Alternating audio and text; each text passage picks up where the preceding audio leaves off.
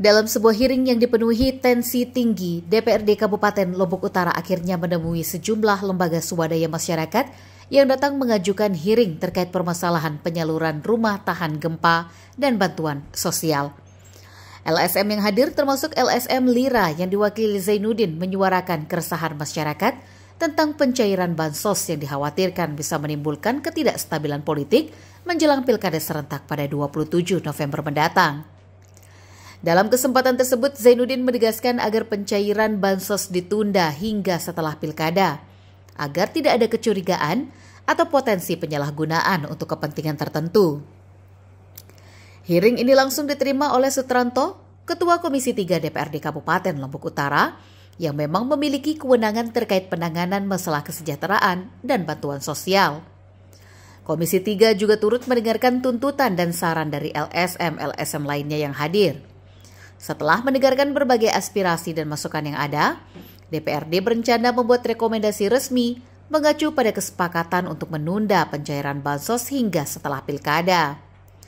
Suasana sempat memanas ketika sejumlah LSM menyoroti dugaan adanya ketidakadilan dalam penyaluran RTG yang dianggap lambat dan tidak merata di beberapa daerah. Mereka mengatakan banyak korban gempa yang belum mendapatkan haknya dengan baik, sementara anggaran sudah tersedia, dan meminta DPRD segera mengawal agar penyaluran RTG bisa lebih cepat dan merata. Tadi sih sebenarnya mulai berangkat dari nilai hibah bansos yang 2,7 ya, 2 miliar. Jadi kami mencurigai juga ini, karena di DPR ini kan lewat partai politik kan, masing-masing punya usulan calon-calon tersendiri. Nah, kami juga curiga terhadap itu. Kenapa di APBD perubahan ini munculnya di situ? Sayangnya DPR lama, Ketua Komisi 1 ini hanya itu, yang sisanya DPR terbaru, yang baru dipilih. Jadi wajar kalau DPR baru tidak mengetahui itu, proses itu. Lebih-lebih dia tidak menerima RKA atau apa namanya itu, DPR. Sampai hari ini belum menerima. Kemudian hasilnya apa? Hasil dari kesepakatan itu ya Komisi 3 menyepakati terhadap 2 permintaan kami tadi. Untuk dibuatkan rekomendasi itu? Iya, untuk dibuatkan rekomendasi, memberikan rekomendasi kepada pemerintah daerah agar tidak mencairkan di sebelum tanggal 27. Ya, lewat itu.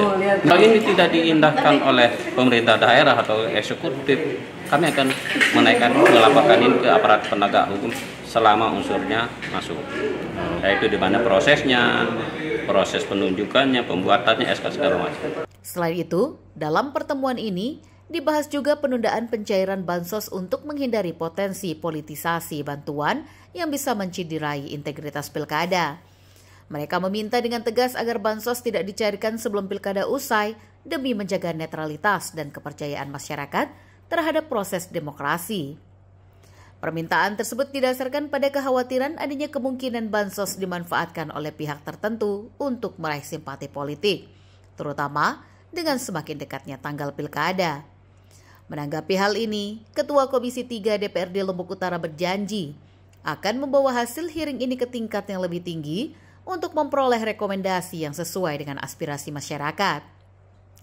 Ia berharap agar bansos ditunda hingga setelah pilkada sesuai kesepakatan hari ini. Mereka itu untuk penundaan pemberian bansos itu setelah pilkada.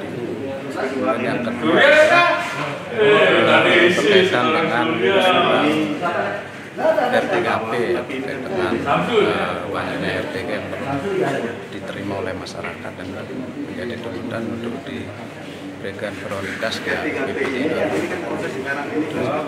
Hasil dari pertemuan ini menghasilkan kesepakatan penting antara DPRD dan LSM yang hadir. DPRD sepakat untuk segera membuat rekomendasi resmi agar pencairan bansos dan distribusi RTG diperhatikan dengan seksama. Dengan ini, LSM berharap DPRD dapat menjalankan amanahnya sebagai wakil rakyat dan memastikan segala bentuk bantuan yang turun menjelang pilkada benar-benar bersih dari kepentingan politik praktis. Sebagai tindak lanjut, Ketua Komisi 3 juga mengutarakan rencana melakukan pengecekan dan pengawasan langsung pada penyaluran RTG dan juga bansos di lapangan untuk menghindari segala bentuk kecurangan. Dari Lombok Utara, Syahnanda Utama Tanjung TV mengabarkan.